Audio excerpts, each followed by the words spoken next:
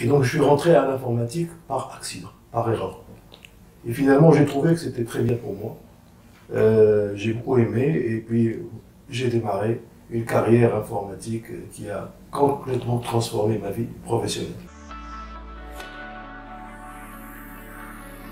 Bonjour à toutes et à tous, c'est Manel Bernoussi. Bienvenue à vous dans ce nouvel épisode en français de Leaders on Purpose podcast. Je suis très heureuse de partager avec vous ces conversations qui nous nourrissent, qui nous motivent et qui nous donnent un coup de boost. Vous êtes de plus en plus nombreuses et nombreux de divers pays à revenir chaque quinzaine, un dimanche sur deux pour un nouvel épisode en anglais ou en français.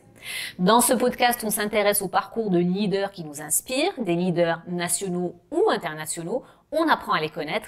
Et nous faisons cela non pas via leurs accomplissements, qui sont certes nombreux, mais plutôt en se connectant à ce qui nous lie tous. La vie, cette expérience humaine que nous partageons avec ses hauts, ses bas, les apprentissages et les choix qui l'accompagnent. Un concentré de sagesse et d'expérience et une bonne dose d'inspiration. Avant de nous quitter, assurez-vous de suivre le podcast pour ne rater aucun des prochains épisodes. Aujourd'hui, j'ai le grand plaisir d'accueillir Monsieur Mohamed Houlani, président du conseil d'administration du groupe HPS, consul honoraire de Singapour à Casablanca et membre du conseil économique, social et environnemental au Maroc. Monsieur Houlani a fondé en 1995 la société High Tech Payment Systems, HPS, qu'il a dirigée en tant que président-directeur général jusqu'à fin 2021.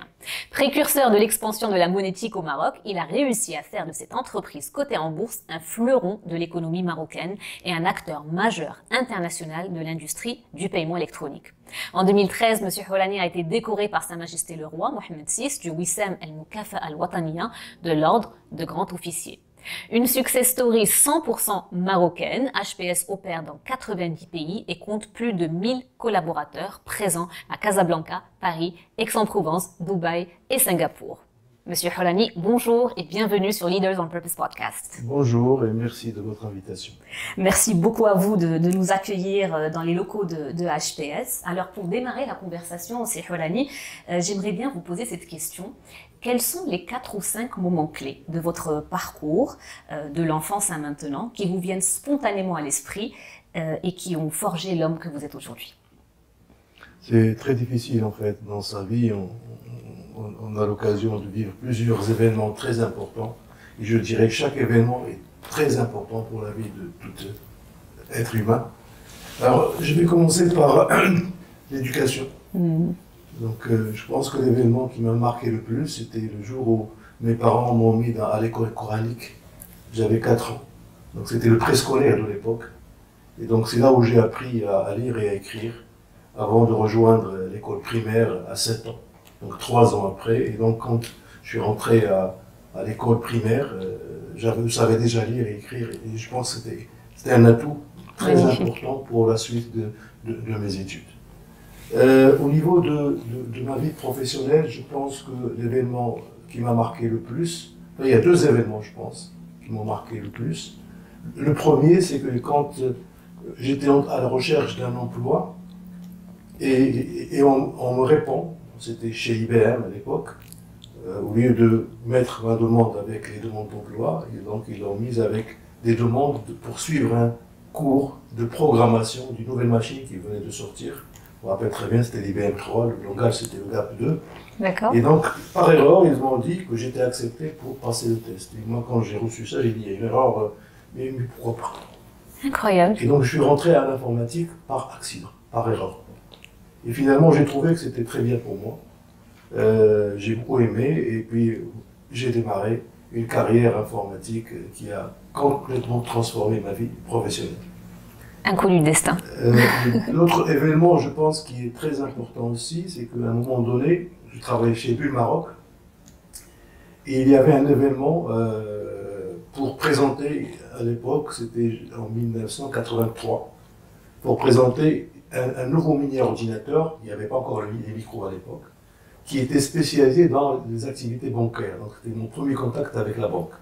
Et je devais monter une démonstration pour présenter tout cela aux banquiers marocains, pour leur dire voilà, aujourd'hui Bull présente une solution pour vos agences bancaires à travers un mini-ordinateur, etc. etc. Et ça a été l'occasion de faire la connaissance de mon ex-patron d'Alhmou, c'est Abdelhak El aussi, qui avait à l'époque fondé une société qui existe encore, S2M pour l'histoire, avec un partenaire français qui était à l'époque Sligos. D'accord. Et Sligos aujourd'hui c'est Atos. Donc, la première expérience d'Atos de l'époque, à l'étranger, en dehors de la France, c'était au Maroc. À travers cette JV, c'était pas une filiale, c'était une JV, entre mon expatriant et Sligos. Et donc c'est là où j'ai commencé ma vie dans le domaine de ce qu'on appelait à l'époque la monétique, ce qu'on appelle aujourd'hui l'industrie de paiement. D'accord. Et ce qu'il faut savoir, c'est qu'en 1983, c'était vraiment la naissance de cette nouvelle discipline. Juste pour rappel, Visa International comme marque a été créé en 1976, pas avant. Mastercard, en tant que marque aussi, a été créé en 1979. Donc moi j'ai eu la chance de prendre le train à la première station en 1983. C'est ce qui explique aujourd'hui la présence, l'existence de cette discipline au Maroc avec des sociétés comme HPS qui sont des leaders mondiaux. Donc je pense que ce sont deux événements qui ont marqué le plus ma vie professionnelle. Peut-être aussi dans ma vie associative, l'événement le plus important, c'était mon élection à la tête de la CGN. C'était une nouvelle expérience, donc un poste extrêmement, une fonction plutôt qu'un poste, une fonction extrêmement importante pour le pays. Absolument. Ce qui est, en fait, la CGN représente les entreprises marocaines. Et le secteur privé. Et c'était un moment très, très, très particulier. Moi, j'ai été élu entre 2009 et 2012.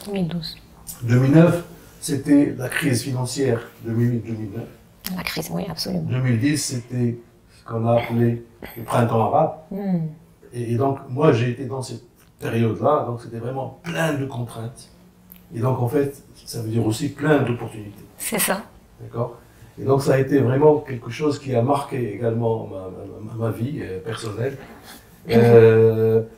Sinon, peut-être au niveau de HPS, je pense que l'événement qui m'a marqué le plus, c'était la réalisation de la première, du premier contrat de notre logiciel que nous avons développé. Et franchement, c'est pas facile d'avoir le premier client. Qui était un client international? Non, marocain. C'est un client marocain. Le deuxième est un client international. Le D'accord. premier client marocain, c'était la Société Générale, marocain de banque à l'époque. Et c'était vraiment pas évident du tout. Parce que tout le monde se disait, bon, HPS, une nouvelle société, je ne vais pas être le cobaye. C'est ça. Dans un domaine aussi stratégique que la monétique. Et donc là, vraiment, ça a été un événement que je n'oublierai jamais. Je me rappelle, on était tous très heureux d'avoir réalisé le premier contrat. J'imagine. Et on y reviendra sur les débuts de HPS. Alors, je voudrais revenir sur un moment de votre enfance que je trouve démontre déjà votre orientation à résoudre les problèmes, ce qui est le propre des grands entrepreneurs, c'est de trouver des opportunités là où il y a des problèmes. Alors, vous grandissez au sein d'une famille modeste, vous n'avez donc pas hérité de ce business, un business qui tourne déjà, on y reviendra dans quelques instants. Votre papa était propriétaire d'un four traditionnel dans le quartier de Darb Sultan, et il lui arrivait très souvent d'avoir des disputes entre gens du quartier, car les planches de pain ou de gâteau se mélangeaient, et donc les gens ne retrouvaient pas forcément les leurs en revenant. Racontez-nous cette anecdote. En fait, surtout, c'était à l'occasion de deux fêtes religieuses, notamment la fête de la fin du Ramadan, la petite fête, on l'appelle, l'Israël, et également la fête, donc l'anniversaire de naissance du prophète, l'Eid Mawlid. Les Marocains ont l'habitude de préparer des gâteaux, et à l'époque, des gâteaux se préparaient chez le boulanger du quartier. Absolument. Et donc, c'était vraiment une période très difficile pour mon père, qui recevait plein de plateaux, hein, et il avait du mal à les classer, enfin à les ranger. Il a le métier, certes, mais c'est pas évident parce que lui, il est dans le four, et c'est surtout les apprentis à l'époque qui faisaient la distribution, etc. Et là, je me suis dit que peut-être qu'il y a une solution. Et vous étiez tout jeune? J'avais exactement 11 ans. J'avais 11 ans. Et donc, en fait, ce que j'ai fait, je suis allé dans une galerie, en fait, où il y avait des cartons qui étaient jetés. Donc, j'ai pris du carton et j'ai fabriqué des petites étiquettes de 2-3 cm 2 fois 3 cm à peu près. Et j'ai pris mon stylo et j'ai commencé à numéroter de 1, je ne me rappelle plus, à 300, je ne me rappelle plus. Et pour chaque numéro, j'avais 2 étiquettes. Une étiquette que je mettais dans le plateau et une étiquette que je donnais au client. Et en même temps, j'ai donné les instructions, je me rappelle très bien, aux apprentis pour ranger les plateaux en suivant l'ordre. Comme ça, pour les retrouver, on les retrouvait sans perdre de temps non plus. Et ça a été vraiment une très grande réussite. D'ailleurs, ça a été copié par d'autres boulangeries à travers Casablanca. Magnifique, c'est vraiment une superbe anecdote qui démontre justement cet esprit à chercher des solutions. Alors, Monsieur Houlani, il y a une certaine magie, je trouve, une sorte de clin d'œil du destin dans le fait que vous ayez démarré à la rue des pauvres. C'est littéralement le nom que portait la rue où vous aviez grandi durant votre enfance, Darb Fouqara. Et aujourd'hui, que vous soyez à la tête d'une entreprise dont la capitalisation boursière est à peu près de 5 milliards de dirhams. Un véritable message d'espoir pour la jeunesse marocaine. Avec du recul, quels sont les traits de caractère qui vous ont le plus aidé durant votre parcours? Et plus généralement, qu'est-ce qui vous inspire le plus chez un leader? En toute sincérité, avant la création d'HPS, ce qui était le plus important pour moi, c'était justement de réussir dans ma vie professionnelle. Donc, avant d'avoir l'idée de créer HPS, j'étais salarié. Je suis passé par 4 ou 5 employeurs et j'étais toujours très satisfait jusqu'à un certain moment où je ne le suis plus et je changeais d'employeur. Et franchement, je ne me posais pas de questions, mais par contre, je peux dire que j'étais déjà un entrepreneur salarié. Je prends le cas de S2M, par exemple, donc, qui a été créé en 1983. Mon ex-patron, dont j'ai parlé tout à l'heure, en fait, lui, c'est pas un technicien, c'est un banquier et surtout un homme d'affaires. Donc, c'est moi qui faisais toute la stratégie, donc c'est moi qui recrutais, c'est moi qui anticipais. Donc, j'avais toute la charge, je dirais, d'un véritable entrepreneur, mais en étant tout simplement salarié. J'avais aucune action. Et j'étais satisfait jusqu'à un jour où mon patron avait décidé de vendre la propriété du logiciel qu'on avait développé à une société américaine, filiale d'IBM d'ailleurs, encore IBM qui ressort dans mon parcours. Et donc là, je me suis dit, c'est fini, donc je ne peux pas continuer. Je ne peux pas être une société de maintenance d'une boîte américaine qui va m'imposer sa stratégie, sa vision, etc. Je pense que je dois absolument trouver mon domaine à moi, ma liberté à moi, pour continuer à entreprendre. Et c'est là où j'ai eu l'idée avec un certain nombre d'amis. On était 4 exactement, moi-même et 3 autres associés, que je peux citer d'ailleurs. Il y avait Driss Sabah, qui avait à peu près mon âge. Il y avait Slam Alaoui, qui est l'actuel CEO de HPS. Il a 10 ans de moins que moi, donc c'est une autre génération déjà, et c'est très bien d'avoir cette diversité générationnelle au sein d'un groupe d'associés. Et on avait Samir Khallouqi, qui était encore plus jeune qu'Abslam, 4 ou 5 ans plus jeune, et donc ça nous donnait un petit groupe de 4 personnes, parfaitement complémentaires, on avait les mêmes valeurs, et ça nous a permis de créer la success story de HPS. Et on y reviendra dans quelques instants justement sur les débuts. J'aimerais vraiment rester sur cette question des traits de caractère qui, selon vous, vous ont le plus aidé. Est-ce que vous vous décririez comme quelqu'un de persistant ou quelqu'un de... En fait, quel est le trait de caractère qui vous semble avoir été présent et vous a aidé tout au long de votre parcours? Moi, je pense que si je dois choisir un caractère, il y en a plusieurs. Oui, ou plusieurs. Un caractère qui me semble le plus important, c'est cette approche participative, que j'ai toujours pratiquée, qui n'est pas simple. Ce que j'ai toujours pratiqué et qui a toujours donné de très bons résultats. Quand on est 4, en fait, il faut être capable de fédérer les 4. quatre. Et surtout de promouvoir l'intelligence collective. Bien sûr. Parce que l'intelligence collective est bien plus forte que n'importe quelle intelligence individuelle, aussi haute soit-elle. Et donc, cette capacité donc, de fédérer, cette capacité aussi d'écouter, de laisser chacun s'exprimer librement, et d'essayer même parfois, à partir d'une idée qui n'est pas très claire, qui est annoncée par un associé et que je suis capable de mettre en valeur, parce que c'est une très bonne idée, et je lui donne encore plus de forme. C'est ça. Et ça a été une école, en fait, pour tout le monde. Et tout le monde travaille de la même manière, et ça nous a permis d'avoir un groupe extraordinaire. D'ailleurs, au niveau de la gouvernance de HPS, peut-être qu'on reviendra là-dessus, au départ, quand on n'était que 4, il fallait quand même faire la différence entre l'actionnariat et le salariat. Ce n'est pas simple. Et on avait carrément signé un pacte d'actionnaires entre nous 4, qui précisait les règles du jeu et que nous avons respectées. Et donc je pense que le départ de notre success story, en fait, devait être, disons, basé, construit sur de bons fondements, fondements solides. Et je pense que s'il y a dans cette solide, c'est cette transparence, cette volonté des 4 associés de mettre en commun leurs talents individuels pour justement créer une intelligence collective qui sert l'entreprise. Je pense que c'est le plus important. Absolument, absolument. La transparence, le travailler ensemble et fédérer les gens pour vraiment faire ressortir une intelligence collective au bénéfice de la société et des salariés. Et avant de passer à la question suivante, d'un point de vue leadership, est-ce qu'il y a des personnes qui vous ont inspiré dans votre parcours où vous avez dit ce type de leadership est un leadership qui me parle? Quels sont les traits de caractère du leadership qui vous parlent? Sincèrement, moi je pense que la personne qui m'a le plus marqué dans ma vie, c'est ma tante. D'accord.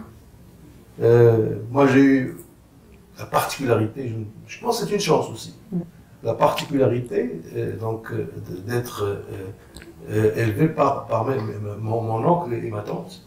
Vous étiez une fratrie nombreuse. À l'époque, on n'avait pas d'enfants. D'accord. Et cette femme-là, vraiment, c'était une femme extraordinaire, analphabète. Mais vraiment un chef de famille, mais pas uniquement la famille au sens ménage, c'est-à-dire la petite famille, non, la grande famille. C'est elle qui organisait les fêtes, c'est elle qui, quand quelqu'un avait des problèmes de santé, il se débrouillait pour lui trouver le moyen de le soigner. Quand il y a quelqu'un qui a un problème avec la justice, il trouvait le moyen de l'aider. Les gens qui étaient dans le besoin, ils y pensaient toujours. Une femme extraordinaire, vraiment une femme leader. Et je pense qu'elle m'a marqué, cette femme. Magnifique, magnifique. Par sa présence, par le fait qu'elle... sa générosité. Sa générosité, l'esprit d'initiative. Il prenait toujours les devants. Il est toujours devant. Voilà. Et je crois que ça m'a marqué. Magnifique, merci beaucoup pour ce partage. Alors revenons maintenant sur les débuts de HPS. Vous nous partagez à l'instant, à l'époque, vous étiez directeur général d'une entreprise qui opérait dans la monétique aussi, me semble. Vous y avez fait vos preuves d'abord. Et puis en 1995, comme vous le disiez, avec un groupe d'amis, vous décidez de créer HPS. Vous aviez 42 ans. Alors j'aimerais bien savoir la toute première fois où l'idée a germé dans votre esprit. Vraiment les tout débuts de HPS, qu'est-ce que vous avez fait en premier? Est-ce que vous vous êtes dit, dans la seconde qui suit, je dois aller chercher des cofondateurs? Ou dans la seconde qui suit, je dois aller trouver mon propre client? Ou trouver mon financement? Qu'est-ce qui a suivi la toute première fois? Très très bonne question, effectivement.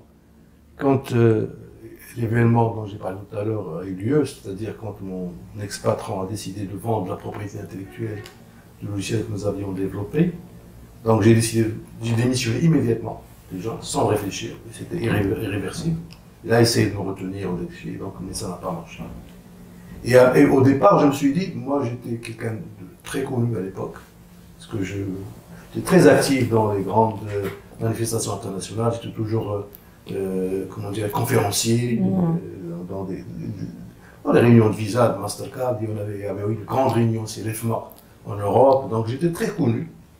Et je me suis dit, donc la meilleure façon pour moi, c'est de me mettre à mon compte en tant que conseil, donc expertise, que j'avais de l'expertise, j'avais la chance d'être l'un des premiers, je dirais, dans le monde à rentrer dans cette discipline. Et donc, pour moi, c'était la solution de facilité. Et après, quand j'ai analysé, donc j'ai commencé à faire un business plan, je me suis rendu compte que c'est très limité, je ne peux pas aller très loin. Déjà, tout seul, c'est pas possible. One man show, ça ne peut pas marcher. Absolument. Donc il fallait que j'ai avec moi d'autres experts, d'autres conseillers. Et puis ça, il faut les trouver déjà. Et même si vous les avez, votre prestation, votre chiffre d'affaires sera toujours conditionné par la présence physique d'experts. Si vous avez 10, vous pouvez vendre 10 journées par jour, mais pas plus. Et donc c'était très limité. Et finalement, je me suis dit, mais pourquoi chercher midi à 14 heures? J'ai fait un métier, peut-être en tant que salarié. Pourquoi ne pas refaire la même expérience, mais avec plus de recul maintenant, avec plus d'expertise, etc.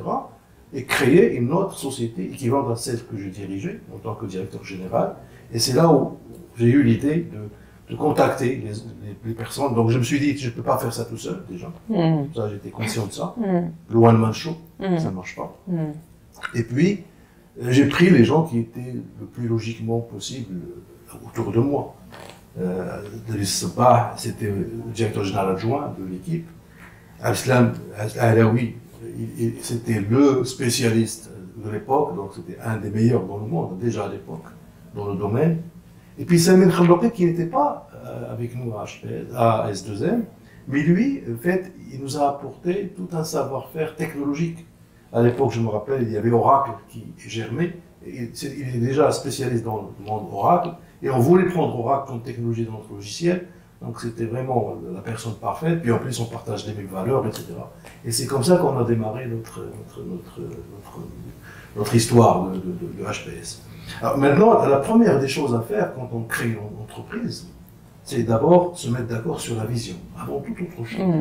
Il faut qu'on se mette d'accord sur la vision. Quelle est notre vision? Qu'est-ce qu'on veut faire exactement? Et la mission, moi je la résume, il y a plusieurs définitions, hein, mais moi je la résume en deux paramètres essentiels. Le premier paramètre, c'est la mission. Il faut qu'on définisse de manière la plus précise possible la mission de l'entreprise. Et le deuxième paramètre, qui à mon avis est également extrêmement important, c'est l'ambition. Qu'est-ce qu'on veut devenir? Et donc là, en mettant en jeu l'intelligence collective, nous sommes arrivés à une vision qui est toujours d'actualité aujourd'hui. C'est-à-dire, depuis 1995 à aujourd'hui, c'est déjà 28 ans, 27 ans, 28 ans.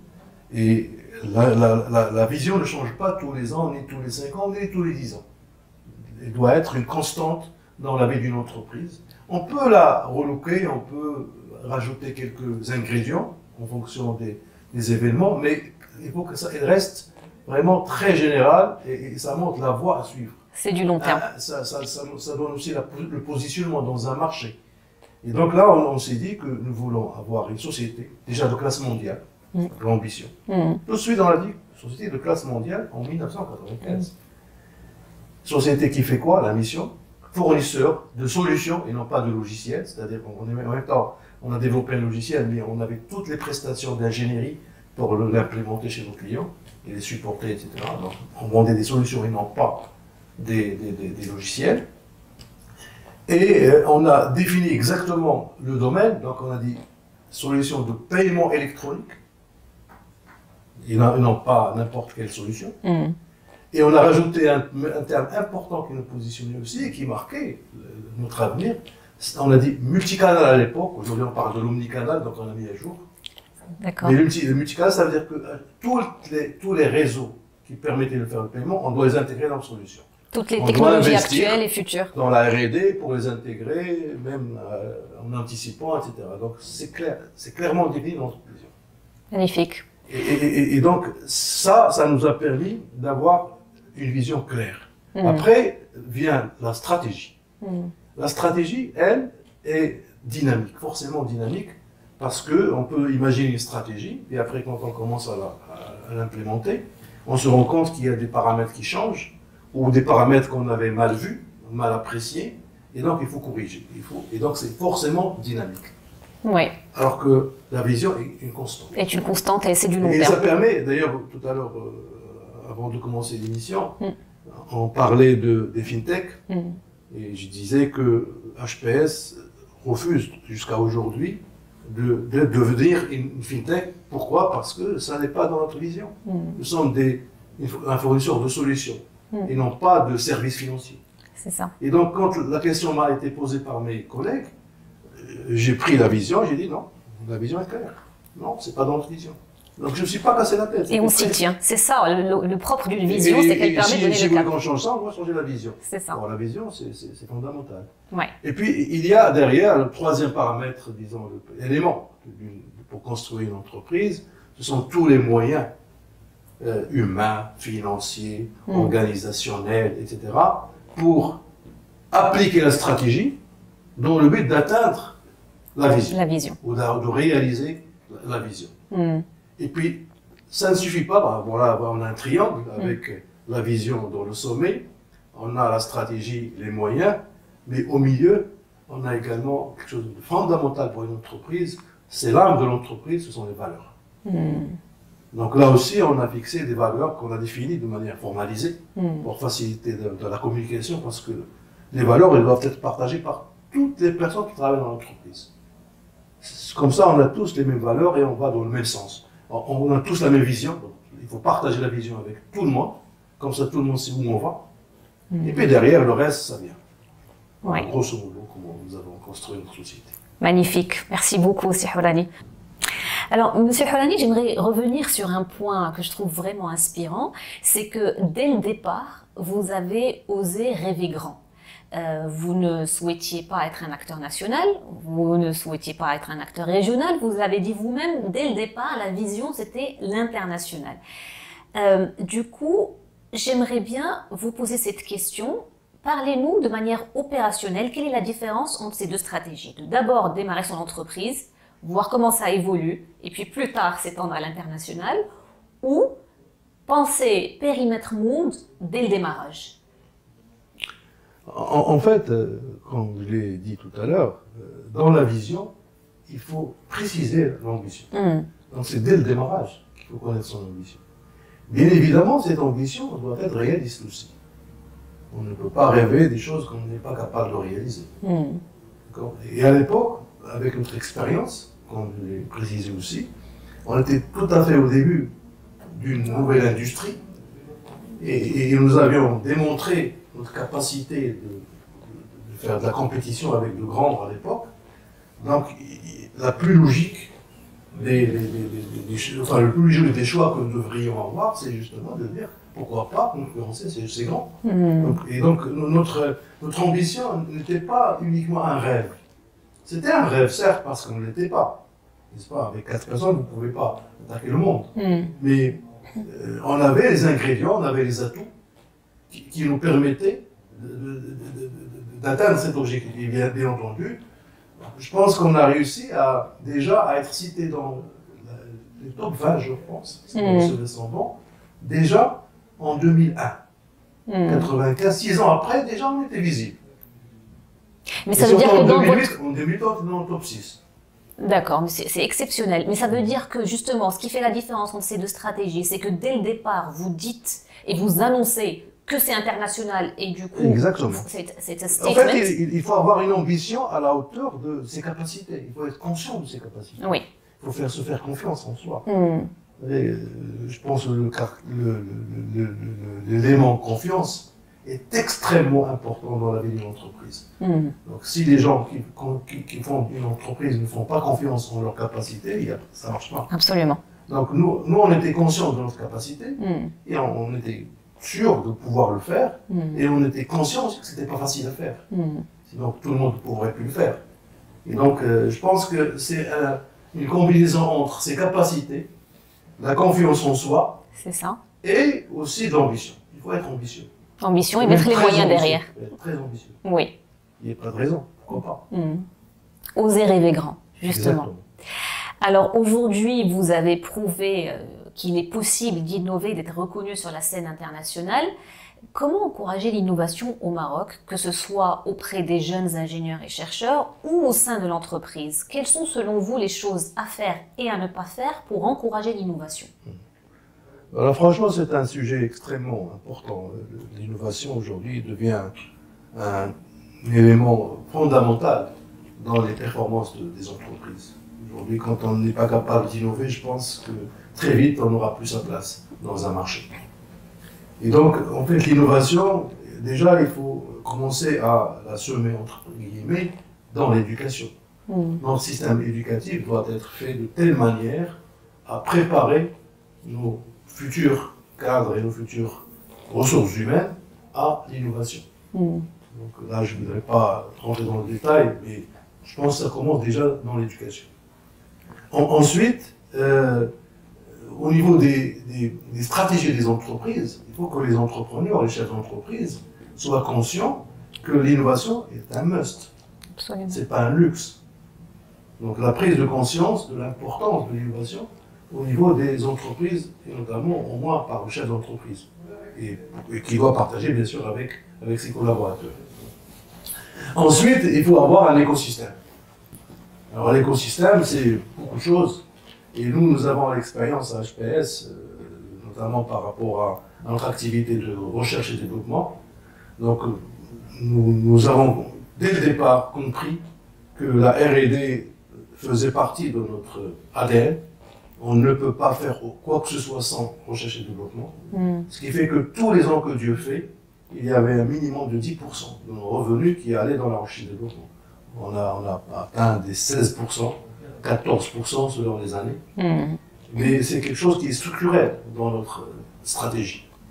Et en même temps, je peux vous dire aussi qu'aujourd'hui, on fait à peu près 90% de la R&D à Casablanca, là, dans ce local où nous nous trouvons aujourd'hui, et à peu près 10% en France. Parce que nous avions racheté une filiale il y a 10 ans à peu près maintenant. Et la France, il y a un écosystème extraordinaire aussi pour l'innovation. Absolument. Alors, si je dois comparer les deux systèmes, en France, en termes d'incitation déjà à la R&D, il y a ce qu'on appelle le crédit impôt recherche, qui n'existe malheureusement pas au Maroc. Alors, crédit impôt recherche, ça veut dire que tout ce qu'on investit, pour ne pas dire en dépense, dans la R&D, on retient 30% d'IS là-dessus, ce qui fait que l'État, en quelque sorte, participe avec nous à hauteur de 30% dans tout ce qui est investissement ou la dépense R&D. C'est quand même très important. Au Maroc, on n'a rien du tout. C'est ça. On a mis en place, il y a quelques années, un fonds pour l'innovation. On vient d'en mettre un autre aussi, en ce moment, de 300 millions de dirhams. Déjà 300 millions de dirhams pour un pays, de quoi on parle? Moi, je vais le dire en dollars, 30 millions de dollars, c'est ridicule. C'est pas ce qui va faire le changement. Deux, l'expérience que j'ai vécue en tant que président de la CGM à l'époque, parce qu'on avait un fonds, c'est que quand on met un fonds, en général, on demande aux entreprises de remplir des dossiers pour nous démontrer qu'ils sont éligibles, donc on les bloque, tout simplement. Et puis on met des critères qui ne sont jamais objectifs, qui ne sont jamais pertinents, et ce qui fait qu'en fait, on tue l'innovation, on tue la R&D. Moi, je pense que le Maroc doit oser mettre en place un crédit impôt recherche. Mais pas uniquement, il y a d'autres facteurs aussi, la collaboration, le partenariat avec l'université. Pour la recherche appliquée, les universités sont faites pour. C'est ça. Et donc les entreprises, je dois avouer que HPS, pendant quelques années, on ne savait pas travailler avec les universités. On n'avait pas la capacité de le faire. Et on a fait les efforts nécessaires et on commence à le faire. Mais ça aussi, c'est une voie importante pour promouvoir l'innovation. Absolument. Et puis, je pense que, pour terminer, l'innovation doit toucher tous les domaines de l'entreprise. Ce n'est pas uniquement dans le développement de logiciels. Chez nous, on fait de l'innovation au niveau du développement du logiciel, oui, bien sûr, mais aussi au niveau de l'organisation. Quand on veut bâtir une nouvelle organisation, on doit innover. On le fait également dans les process, pour dire comment on va travailler, donc on doit innover. On doit le faire également au niveau de notre business model, comment nous vendons nos prestations, et on l'a fait, on continue à le faire. Donc ça touche tous les domaines de l'entreprise, et donc c'est comme ça qu'on peut vraiment tirer profit de l'innovation pour la performance de l'entreprise. Et du coup, pour faire cela, il faut aussi encourager le test and learn, c'est-à-dire revoir notre rapport à l'échec, notre rapport à l'erreur. Absolument. C'est quelque chose, je suppose, qui est fondamental au sein de l'entreprise. On a fait pas mal de paris sur un certain nombre de choses qu'on a abandonnées. On s'est rendu compte que ce n'était pas très pertinent comme choix, ou là qu'on n'avait pas la capacité de le faire, donc ce n'était pas très rentable de le faire. Donc il faut le faire et puis... Ça fait partie du process. Ça fait partie en fait, de la recherche et développement. Exactement, exactement. C'est un point effectivement très important. Alors si Houlani, nous arrivons presque à la fin de l'émission, j'ai absolument pas senti le temps passer comme d'habitude, je le dis à chaque fois. Il me reste quelques questions à vous poser. La question que j'aimerais vous poser, quelle est votre définition du succès? C'est quoi le succès pour vous? En fait, je pense qu'il faut faire la distinction entre le succès et la réussite. Parce que le succès, en fait, c'est que c'est une combinaison de réussite et d'échec. On ne peut pas toujours réussir. D'accord? Il faut accepter l'échec. L'échec, c'est une expérience. Comme la réussite en est une autre. Et en combinant les deux, on peut atteindre le succès qui est en fait atteindre l'objectif que nous avions défini pour agir. Dans une entreprise, par exemple, le succès, c'est quand on a réalisé sa vision. Ou là, quand on avance comme on le souhaite vers la vision qu'on s'est fixée. Et après, pour y arriver, là, il y a et de la réussite et de l'échec. L'échec, c'est quelque chose qui fait partie de la vie. D'ailleurs, dans notre, disons, culture musulmane, nous avons un terme très précis pour parler de succès. De mon point de vue, c'est le falah. Falah versus le najah, c'est-à-dire le succès versus la réussite. Le falah, c'est un peu la même chose que le succès, mais avec une connotation supplémentaire et une dimension supplémentaire de valeur et d'éthique. C'est-à-dire qu'on doit réussir des choses qui respectent les valeurs et l'éthique, qui sont donc utiles pour le bien-être pour tout le monde. Donc, ce n'est pas uniquement réussir à accomplir une mission. On peut se fixer comme objectif de tuer quelqu'un, on peut le tuer, donc on a réussi sa mission. Mais est-ce du succès? Donc c'est ça un petit peu. Donc il faut en même temps avoir des objectifs clairs et agir pour les réaliser. Bien sûr, en agissant, on aura de la réussite et de l'échec. Et le vrai succès, c'est quand on a atteint les objectifs et que ces objectifs sont conformes à l'éthique. Magnifique, être au service des autres. Merci beaucoup pour cette définition. Alors, autre question, je sais qu'en 2015, vous avez créé la fondation HPS. Quelles sont les causes qui vous sont chères et qui sont probablement portées par cette fondation? En fait, nous avons pris cette initiative dans le cadre de notre stratégie RSE, responsable social de l'entreprise. Aujourd'hui, on a évolué encore plus, on a ce qu'on appelle l'ESG, c'est-à-dire on a également intégré la dimension environnementale, sociale et gouvernance. Et donc, il était nécessaire pour nous d'être présents de manière, je dirais, concrète dans son environnement social et sociétal. Et donc, c'est là où nous avons créé, il y a 5-6 ans, je crois, la fondation HPS, et il fallait choisir un thème. Et donc, finalement, nous avions choisi l'éducation. Et nous estimons que ce qui est le plus cher dans notre pays, c'est d'être capable de former de bonnes ressources humaines qui vont servir leur pays de manière efficace et utile. Et donc, notre association, notre fondation, HPS, aujourd'hui, a lancé pas mal d'actions dans ce sens-là, avec des écoles primaires, notamment à Casablanca, mais également on a fait pas mal d'actions en dehors de Casablanca et même en dehors du Maroc, un certain nombre d'écoles.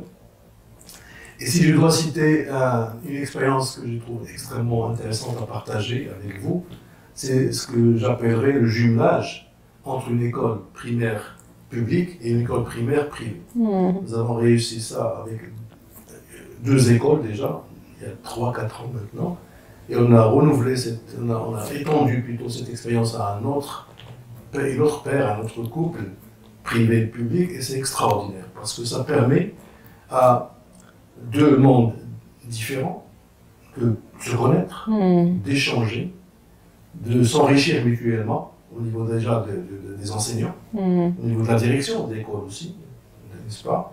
Et surtout aux élèves, qui sont de classes différentes. Aujourd'hui, malheureusement, avec ces systèmes de privé-public que nous avons au Maroc, on crée des scissions. On a vraiment une scission entre les classes sociales. Donc ça permet de créer cette relation et c'est extraordinaire. Les enfants ne se posent pas de questions. Bien sûr. Tout de suite, ils sont ensemble, ils louent nous des amitiés, ils collaborent.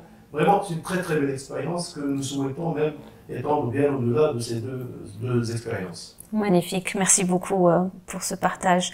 Alors, en 2021, Monsieur Hourani, vous avez décidé de quitter la direction générale et de passer le relais. Pour beaucoup, le lâcher-prise est difficile. Comment avez-vous personnellement vécu cette transition et quel sera votre focus pour cette nouvelle étape? En toute sincérité, moi, je pense que la question fondamentale par rapport à votre question, c'est la relève. Pour un patron d'entreprise, quand il est vraiment conscient de ses responsabilités, quand il a atteint un certain niveau d'âge, il doit réellement se poser la question de la relève. Et moi, ma grosse inquiétude, si vous voulez, c'était est-ce que, quand je ne serai plus là, HPS continuera à fonctionner comme, je dirais même mieux que quand j'étais là. C'était le plus grand défi que j'avais. Et je me disais, j'étais conscient que si je n'arrive pas à le faire, j'aurais raté toute ma carrière. Ah oui, Pour moi, c'est une question fondamentale. Un patron qui sort et qui ne laisse pas de la relève derrière lui, il a raté sa carrière. Pour moi, c'est aussi simple que ça. Et donc, c'était vraiment un très gros souci pour moi. Et Dieu merci, donc nous avons nommé un nouveau directeur général, en l'occurrence Serkan Alaoui, depuis le 1er janvier 2021. Vous avez vu les résultats de 2022. Oui, exceptionnel. La relève est assurée. Absolument. Magnifique. Merci beaucoup. Merci beaucoup pour cette perspective. Alors, dernière question pour finir, Monsieur Hourani, c'est une question que j'aime bien poser dans mes interviews pour finir sur une note un peu inspirante. Si par magie, vous aviez le pouvoir d'imposer une règle ou un principe général à tout le monde, absolument tout le monde sur cette planète, que tout le monde vraiment devait respecter, quelle serait cette règle ou ce principe? Je pense que plutôt un principe qu'une règle. Un principe, c'est toujours possible. Une règle, c'est très difficile à imposer à tout le monde. Ce principe-là, à mon avis, il faudrait qu'on fasse la promotion, qu'on développe la solidarité entre tous les humains pour le bien-être de l'homme. C'est-à-dire, si tout le monde commence avec notre diversité culturelle, ethnique, civilisationnelle, etc., avec toute cette diversité qui est une richesse en fait, si les humains comprennent qu'ils ont intérêt à être solidaires entre eux pour assurer le bien-être de tout le monde, je pense qu'on aura réussi notre passage dans ce monde. Et je peux vous dire que tout à l'heure, quand j'ai parlé de HPS et des valeurs de HPS, en fait, la valeur de HPS, c'est quoi? C'est la solidarité. Nous avons, dès le départ, en 5 mots, défini notre âme en 5 mots: solidarité, interne, externe, professionnelle et responsable. Interne entre nous, d'accord, les gens au sein de l'entreprise, externe avec nos clients, avec nos partenaires, avec nos actionnaires, avec nos fournisseurs, avec l'État, avec son environnement, etc. Et on doit le faire de manière professionnelle, c'est-à-dire c'est pas quelque chose, un cadeau que nous faisons aux gens, non, c'est une responsabilité. Donc il faut le faire de manière professionnelle et responsable. C'est-à-dire qu'il faudrait toujours être soucieux des conséquences des actions que nous faisons en étant solidaires. Et je pense que c'est comme ça que le monde pourrait avancer. J'espère qu'on le fera, surtout que nous avons tous aujourd'hui le même ennemi, c'est l'environnement, c'est la pauvreté, etc., c'est la guerre. Donc, travaillons ensemble, soyons solidaires ensemble pour le bien-être de l'humain, je dirais, à l'infini. Magnifique. Travaillons ensemble, soyons solidaires. Monsieur Hourani, merci infiniment pour votre sens du partage, de la transmission. Merci pour ces pépites de sagesse. Je vous dis à très bientôt. Merci beaucoup pour votre invitation. Ça a été un plaisir. Plaisir partagé. Merci beaucoup.